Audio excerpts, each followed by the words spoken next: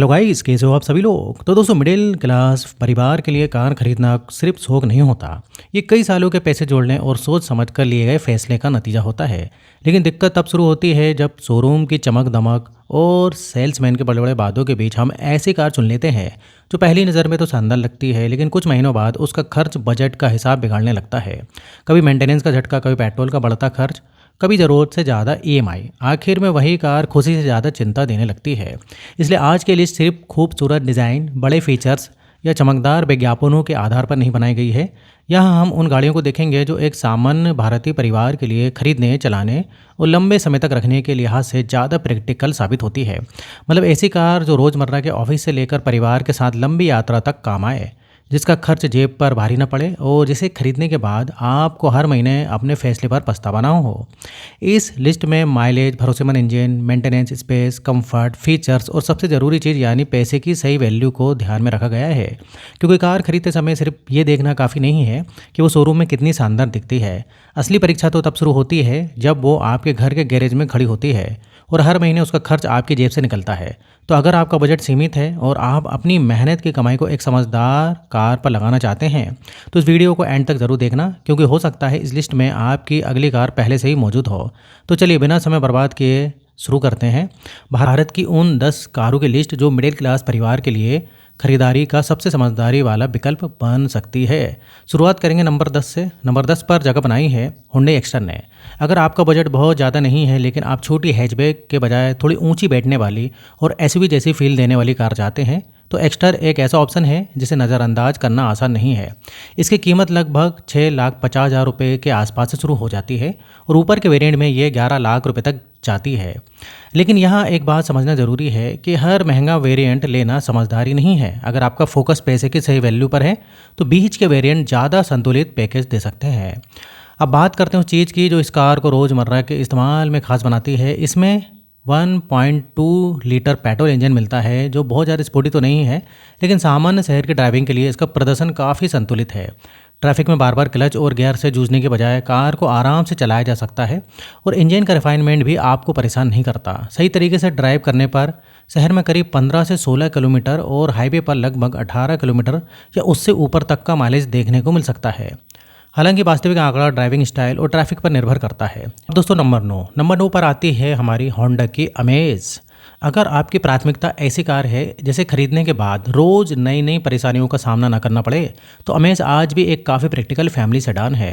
इसकी कीमत लगभग 8,50,000 रुपये से शुरू हो जाती है और ऊपरी वेरिएंट में करीब 12 लाख रुपए तक जा सकती है। अगर आपका बजट थोड़ा ऊपर जा सकता है और आप ज़्यादा आरामदायक ऑटोमेटिक ड्राइविंग चाहते हैं, तो VX CVT जैसे वेरिएंट पर विचार किया जा सकता है।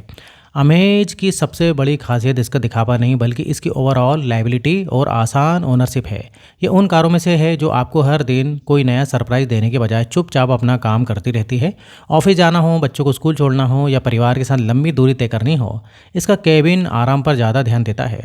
इसका 1.2 लीटर पेट्रोल इंजन शहर की ज़रूरतों के लिए पर्याप्त है और सामान्य ड्राइविंग में इसकी एफिशिएंसी भी संतोषजनक रहती है। शहर की परिस्थितियों में करीब 14 से 15 किलोमीटर और हाईवे पर लगभग 18 से 19 किलोमीटर तक का आंकड़ा ड्राइविंग कंडीशन के हिसाब से मिल सकता है। इसका CVT ऑटोमेटिक खासकर शहरों के ट्रैफिक में काफ़ी आराम देता है। बार बार क्लच दबाने और गियर बदलने की झंझट नहीं रहती।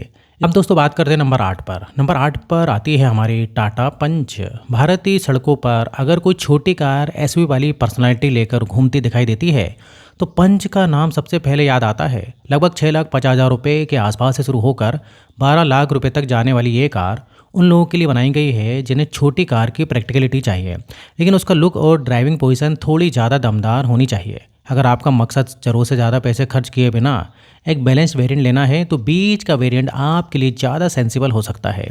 पंच की सबसे बड़ी खूबी इसका मजबूत बिल्ड और ख़राब रास्तों पर इसका कॉन्फिडेंस। इसकी ऊंची सिटिंग पोजीशन से सड़क का व्यू अच्छा मिलता है और बड़े पॉट होल्स या ख़राब रोड्स पर इसका सस्पेंशन काफ़ी हद तक झटकों को संभाल लेता है। यही वजह है कि जिन इलाकों में सड़कें अभी भी स्मूथ हाईवे जैसी नहीं है, वहाँ पंच का कॉम्पैक्ट साइज और अच्छा ग्राउंड क्लियरेंस काफ़ी काम आता है। सुरक्षा के मामले में भी पंच को भारतीय वायर्स के बीच अच्छी रेपुटेशन मिली है और इसके मजबूत कंस्ट्रक्शन की वजह से परिवार के साथ यात्रा करते समय लोगों को अतिरिक्त कॉन्फिडेंस महसूस होता है। हालांकि सेफ्टी रेटिंग को लेकर हमेशा स्पेसिफिक मॉडल ईयर और टेस्टेड वेरिएंट को देखना बहुत ज़रूरी है।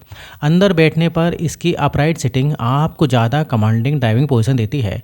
शहर के ट्रैफिक में भी इसका छोटा आकार फ़ायदा बन जाता है, क्योंकि संकरी गलियों और टाइट पार्किंग स्पॉट्स में इसे संभालना आसान रहता है। लेकिन पंच की कहानी पूरी तरह परफेक्ट नहीं है। इसका 1.2 लीटर 3 सिलेंडर पेट्रोल इंजन शहर में सामान्य इस्तेमाल के लिए ठीक है, लेकिन हाईवे पर तेज एक्सीलरेशन की ज़रूरत पड़ते ही इसकी सीमाएं सामने आने लगती हैं। खासकर अगर कार में 4-5 लोग बैठे हों और आपको किसी तेज़ रफ्तार वाहन को जल्दी से ओवरटेक करना हो, तो एक्सीलेटर दबाने के बाद तुरंत पंची रिस्पांस की उम्मीद नहीं करनी चाहिए। इंजन को ज़्यादा मेहनत करनी पड़ती है और उस दौरान इसकी आवाज़ भी केबिन में साफ सुनाई देती है। अब दोस्तों, हमारे नंबर 7 पर आती है हुंडई की i20। अगर किसी बजट में प्रीमियम हैचबैक वाली फील चाहिए, तो i20 लंबे समय से इस कैटेगरी का जाना पहचाना नाम है। इसकी कीमत करीब 7 लाख रुपए के आसपास से शुरू होकर 12 लाख रुपए तक जाती है। लेकिन यहाँ भी समझदारी इसी में है कि सिर्फ ज़्यादा फीचर्स देखकर सबसे महंगा वेरिएंट लेने की ज़रूरत नहीं है। अगर आपको थोड़ा ज़्यादा स्पोर्टी कैरेक्टर पसंद है, तो स्पोर्ट्स जैसे वेरिएंट पर नज़र डालना बेहतर है। i20 की पहली नज़र वाली खूबी इसका डिज़ाइन है। इसका शार्प फ्रंट, स्लीक बॉडी और मॉडर्न स्टाइलिंग इसे आम हैचबैक से काफ़ी अलग दिखाता है। खासकर युवा वायर्स को इसका लुक काफ़ी पसंद आता है, क्योंकि ये छोटी कार होते हुए भी सड़क पर प्रीमियम प्रेजेंस देने की कोशिश करती है। लेकिन इसका असली आकर्षण बाहर से ज़्यादा अंदर दिखाई देता है।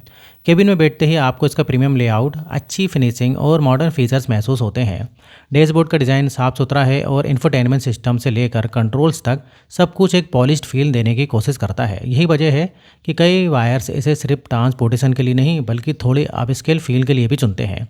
इसका पेट्रोल इंजन भी रिफाइनमेंट के मामले में काफ़ी स्मूथ है। शहर में आराम से चलाने पर वाइब्रेशन और इंजन नॉइज़ ज़्यादा परेशान नहीं करती और डेली कम्यूट के लिए इसका पावर डिलीवरी पर्याप्त लगता है। 4 लोगों के साथ यात्रा करने पर केबिन भी आरामदायक रहता है और रियर सीट में स्पेस ऐसा है कि सामान्य फैमिली यूसेज में ज़्यादा शिकायत नहीं होती।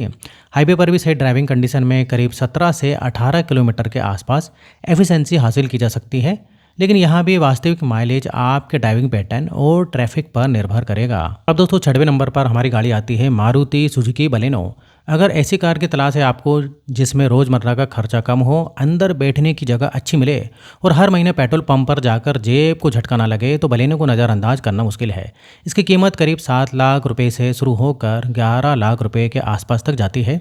हालांकि ज़्यादा पैसे खर्च करने से पहले ये देखना ज़रूरी है कि आपको वास्तव में कौन कौन से फीचर्स चाहिए, क्योंकि हर व्यक्ति के लिए सबसे महंगा मॉडल लेना ज़रूरी नहीं है।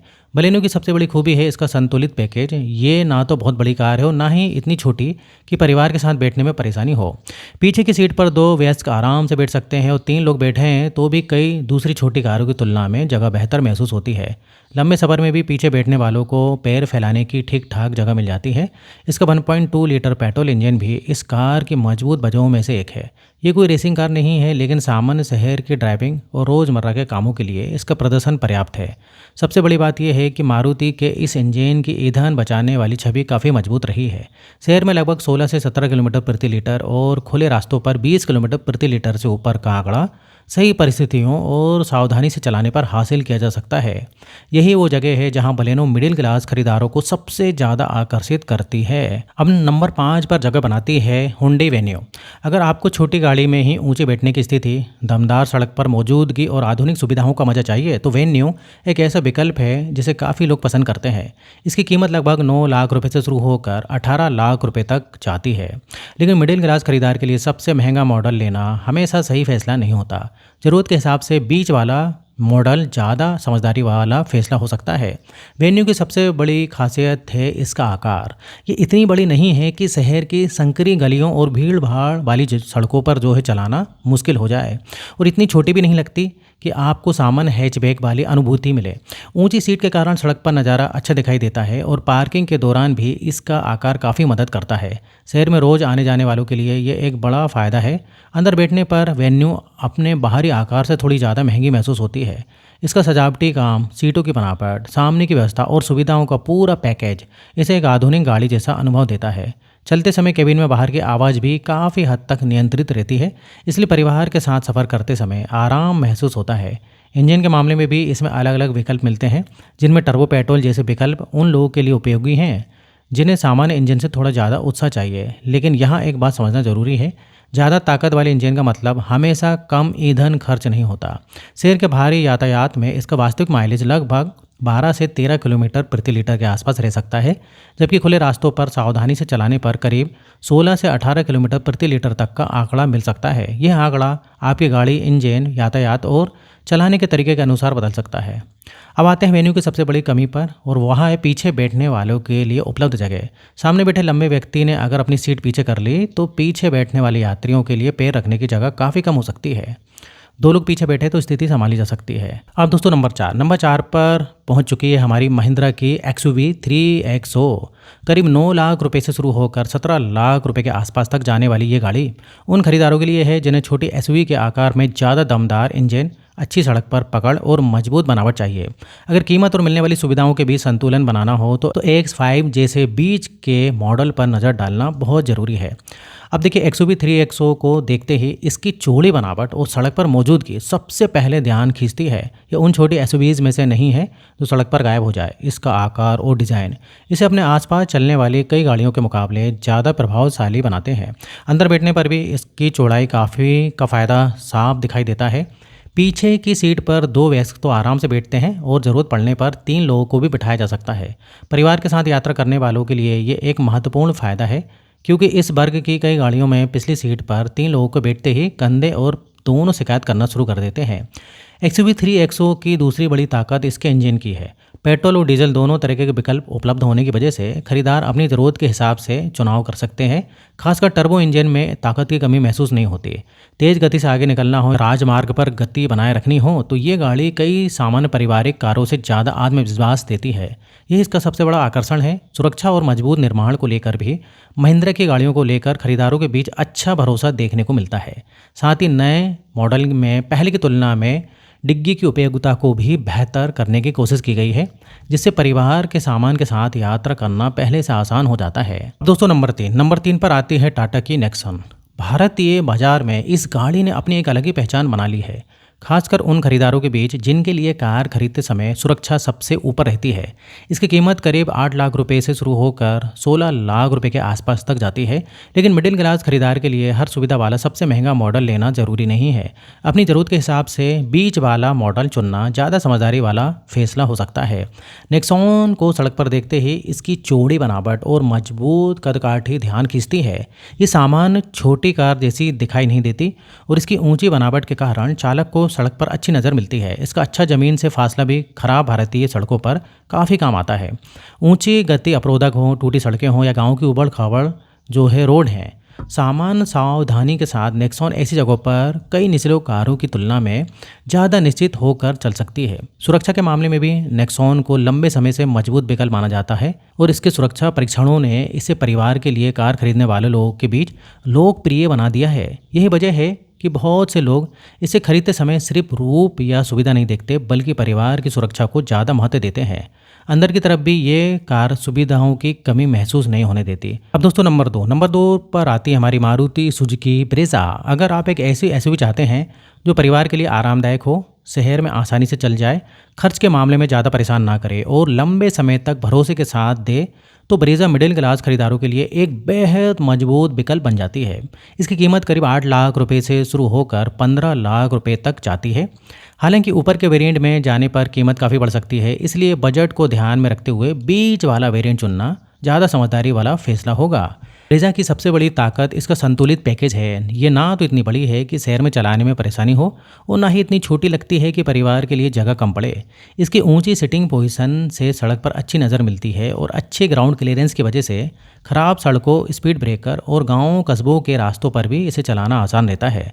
अंदर बैठने पर ब्रेज़ा का केबिन भले ही कुछ दूसरी नई एसयूवीज़ जितना दिखावटी ना लगे, लेकिन इसका लेआउट काफ़ी आसान और उपयोगी है। 4 लोग के परिवार के लिए जगह अच्छी है और पीछे बैठने वाले यात्रियों को भी रोज़मर्रा की यात्रा में पर्याप्त आराम मिल जाता है। सामान रखने के लिए बूट स्पेस भी परिवार की ज़रूरतों के हिसाब से ठीक है। यही वजह है कि रोज़ ऑफिस आने जाने से लेकर परिवार के साथ लंबी यात्रा तक ब्रेज़ा को आसानी से इस्तेमाल किया जा सकता है। इंजन की बात करें तो उसमें पेट्रोल इंजन मिलता है जो सामान्य शहर की ड्राइविंग के लिए पर्याप्त प्रदर्शन देता है। अब दोस्तों नंबर एक पर आती है हमारी मारुति सुजुकी की फ्रॉन्क्स। अगर आपका बजट सीमित है लेकिन आप ऐसी कार चाहते हैं जो देखने में स्टाइलिश हो, शहर में आसानी से चले, माइलेज अच्छा दे और परिवार के रोज़मर्रा के इस्तेमाल में ज़्यादा खर्चा ना करवाए, तो फ्रॉन्क्स इस पूरी लिस्ट में सबसे संतुलित विकल्प बनकर सामने आती है। इसकी कीमत करीब 7,50,000 रुपये से शुरू होकर 14 लाख रुपए तक जाती है। हालांकि मिडिल क्लास खरीदारों के लिए सबसे महंगा वेरिएंट लेना जरूरी नहीं है। ज़रूरत के हिसाब से बीच वाला वेरिएंट चुनकर आप कीमत और सुविधाओं के बीच अच्छा संतुलन बना सकते हैं। फ्रॉन्क्स की सबसे पहली खासियत इसका डिज़ाइन है। इसकी स्टाइल दूसरे सामान्य हैचबैक से काफ़ी अलग है और इसकी ऊंची बनावट इसे सड़क पर एक छोटी एसयूवी जैसा लुक देती है। शहर की भीड़ भाड़ वाली सड़कों और सकरी गलियों में से चलाना आसान रहता है। वहीं अच्छी ग्राउंड क्लियरेंस की वजह से सामान्य खराब सड़कों और स्पीड ब्रेकर पर भी ज़्यादा परेशान नहीं होती। यानी रोज़मर्रा की ज़िंदगी में या फिर ऑफिस जाने आने से लेकर परिवार के साथ घूमने तक फ्रॉन्क्स आसानी से काम आ सकती है। अंदर बैठने पर भी फ्रॉन्क्स अपने आकार के हिसाब से काफ़ी उपयोगी जगह देती है। तो दोस्तों, ये थी हमारी टॉप 10 मिडिल क्लास फैमिली के लिए शानदार कारें।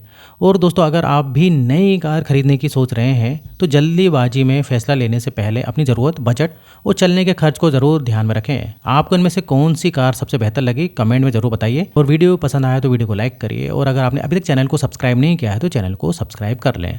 तो फिर मिलेंगे नेक्स्ट वीडियो में, और यहाँ तक वीडियो देखने के लिए, बने रहने के लिए आपका बहुत बहुत धन्यवाद।